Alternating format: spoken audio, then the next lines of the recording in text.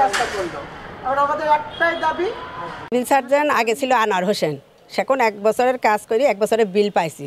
পরের বছরে নবায়ন করে নিয়ে আসি, সেই বিলটা আনতে গেলাম, বললো যে সার্কুলার দিয়ে বিলটা নেন আপনারা, এই বিলটা এখন এভাবে আমরা দেবো না।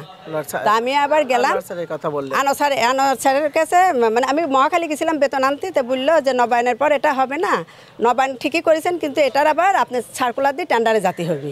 তা আমি এসে বললাম স্যার টেন্ডার দিতে বলছে, টেন্ডারটা দিয়ে লিখে দিতে বললো।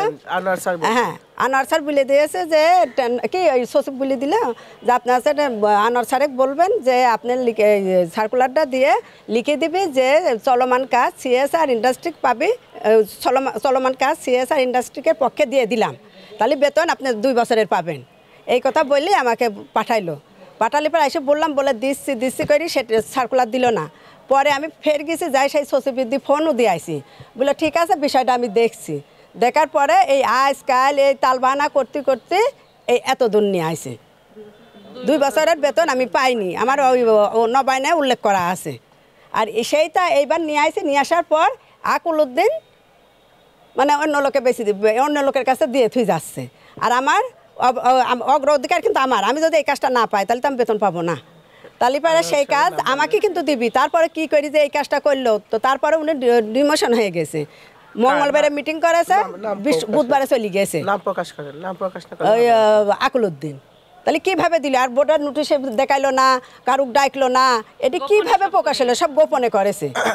হ্যাঁ, হয় আমাকে দিতে হবে ওয়ার্ক অর্ডার, না হলে আমাকে দিতে হবে, আর না হলে বাতিল করতে হবে। ওপেনে টেন্ডার না করে গোপনও কেন করলো? এখানে সাইনবোর্ড দেওয়ার কথা ছিল, তো তারা কোনো কিছু দেয়নি। আমরা আপার আন্ডারে যেহেতু কাজ করছি 41 জন, আমাদের 46 জন কোনো বেতন টেতন আমরা পাইনি 2 বছর। 1 বছর পেয়েছি আর 2 বছরের বেতন পাইনি।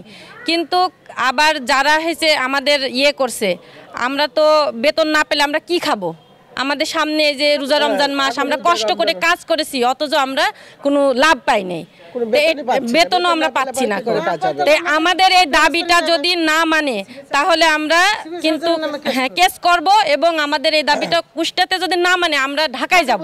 ঢাকায় যেয়ে আমরা মন্ত্রণালয়ে যাব, আমরা যাব, মানববন্ধন প্রেস ক্লাবে যাব, যাই আমরা মানববন্ধন করব, দরকার হলে সবার নামে আমরা কেস করব। হ্যাঁ, নোটিশ টাঙানোর কথা উচিত ছিল, কিন্তু অ্যাকচুয়ালি ওই মুহূর্তে নোটিশ দেওয়ার বিষয়টা, এই টাকার বিষয়টা আমি অ্যাকচুয়ালি ওনার সাথে আমার এখন কথাবার্তা হচ্ছে, যে আমার ভিতর থেকে ডেকে আনলো।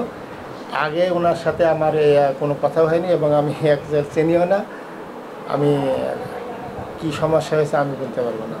আমাকে বললো যে এটা সব ঠিক আছে, কোনো সমস্যা নাই, মানে মূল্যায়ন কমিটি আগের 6 জন যেগুলি দেখছে ওইটা সব ঠিক আছে বলে আমাকে ফাইল ফেরত দিয়েছে। সেই মোতাবেক 5 তারিখে স্যার যাওয়ার আগে চিঠি করে গেছে।